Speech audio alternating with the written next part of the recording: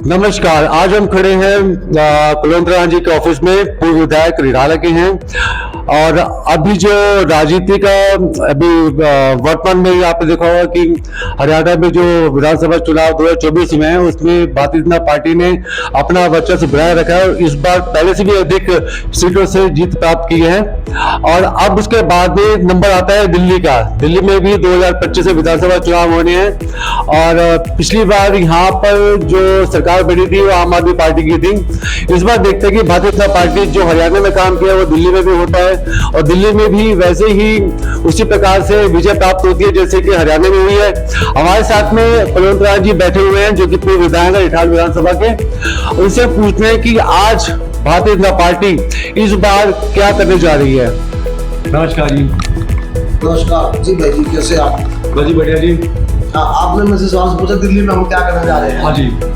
दिल्ली में पार्टी ने जो शीर्ष नेतृत्व करना है उस निर्णय करना है। शीर्ष नेतृत्व ही सारी योजनाएं बनाता है और लेकिन वो दिल्ली की जनता ने मन बना रहा है कि इस सरकार को अब की बार लोग छोड़ेंगे नहीं क्योंकि ये झूठी सरकार है, नौटंकी सरकार है और दिल्ली में रहना बहुत मुश्किल हो गया है। हवा यहाँ की खराब है, सड़कें खराब है, गंदा पानी लोग पी रहे हैं, महंगी बिजली लोग ले रहे हैं और 10 साल में एक भी ये सरकार काम नहीं कर पाई। दिल्ली की जनता मन बना चुकी है कि इनको तीसरी बार क्या दूसरी बार हराना है। जब भारतीय जनता पार्टी की सरकार आती है तो कुलवंत राणा जी और उनकी पार्टी इस क्षेत्र को लेकर के क्या क्या आप कार्य करेंगे और आपका जो कमियां हैं उनके लिए आप किसको उत्तरदायी कहते हैं? कमियों उत्तरदायी तो 10 साल से झाड़ू की सरकार, आपको मालूम है केजरीवाल की सरकार है। 10 साल में दिल्ली में एक भी उल्लेखनीय कार्य हो, विशेष कार्य इसको बोलते हैं। विशेष कार्य मतलब कोई अस्पताल बड़ा बना हो, कोई दिल्ली यूनिवर्सिटी का कोई भी एक कॉलेज नया बनाया उन लोगों ने। उन्होंने कहा था बड़ी बड़ी यूनिवर्सिटी बनाएंगे, बड़े बड़े कॉलेज बनाएंगे, हम दिल्ली को पेरिस बनाएंगे, लंदन जैसा बना देंगे। दिल्ली का तो खंडन हो गया। नहीं, आप पेरिस की लंदन की हुआ तो हम देख चुके हैं कि पिछले दिनों जनता को पता होगा कि जब बारिश का मौसम आया था वर्षा ऋतु में पूरी दिल्ली डल लेक, भ्रसवा लेक और नहरी लेक में बदल चुकी थी। वो कारण जो भी था ऐसा भविष्य में ना हो इसके लिए जनता सरकार चुनती है, अपने मतलब की, अपने मन की, अपनी इच्छा की। अब उनकी जो इच्छाएं हैं उनकी पूर्ति करना सरकार का काम होता है। ऐसे में यदि आपकी सरकार आती है जो कि लगता है आशा है कि इस बार बीजेपी कुछ लंबाई करने वाली है जैसे कि हरियाणा में भी आपने विजय प्राप्त की है, तो अगर आपकी सरकार दिल्ली में आती है विधानसभा में तो आप सबसे पहले आपके विशेष विषय क्या होंगे जिन पर आप कार्य करेंगे? ये दिल्ली को जरूरत है तो बहुत बेहतर पानी की निकासी की व्यवस्था। दिल्ली को जरूरत है नई सड़कों की, दिल्ली को जरूरत है नई यूनिवर्सिटीज की, दिल्ली को जरूरत है नए अस्पतालों की, दिल्ली को जरूरत है प्रदूषण समाप्त करने की, दिल्ली प्रदूषण समाप्त हो, दिल्ली में जरूरत है यातायात व्यवस्थित रूप से चले, ट्रैफिक जाम खत्म हो, दिल्ली में व्यवस्था है कानून व्यवस्था की आवश्यकता। लेकिन केजरीवाल जी तो कहते हैं प्रदूषण दिवाली के पटाखों से होता है, जो कि दिवाली आने वाली है। ये प्रदूषण तो पटाखों से तो होता है लेकिन वो तो 2 दिन 4 दिन होता है, लेकिन निरंतर जो आबोहवा दिल्ली खराब होती है उसका कारण मूल रूप से दिल्ली में लोग जगह जगह कूड़ा जलाते हैं, सड़कों पर धूल होती है और डस्ट और स्मोक और बहुत ज्यादा ट्रैफिक, जो पेट्रोल डीजल की गाड़ियाँ, ये सब कारण है। उस पर ये सरकार प्रदूषण को रोकने में नाकाम रही है। सिर्फ एक वो गोपाल राय जी आएंगे, पराली पे घोल बनाएंगे, 1 एकड़ वो घोल डालते हैं और वो कभी भी कामयाब नहीं हुआ, उसके ऊपर 25-30 करोड़ रुपये खर्च कर देते हैं और उसके घोल से कभी भी पराली नष्ट नहीं हुई और लोग जलाते हैं पराली और पराली जलाने से प्रदूषण होता है, वो भी एक कारण है। और पंजाब से भी आता था वो, अब पंजाब का नाम नहीं लेंगे।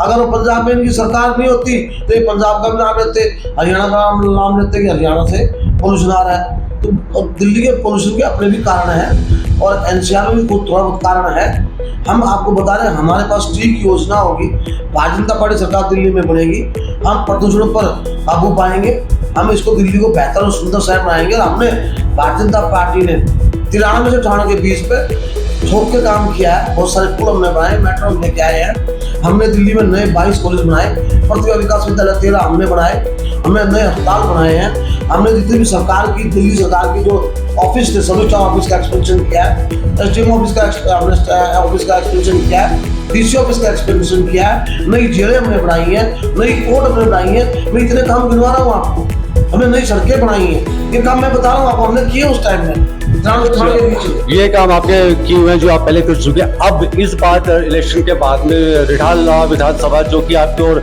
बड़ी आशा से देख रही है, आप उनके लिए क्या संदेश देना चाहेंगे और क्या कहना चाहेंगे?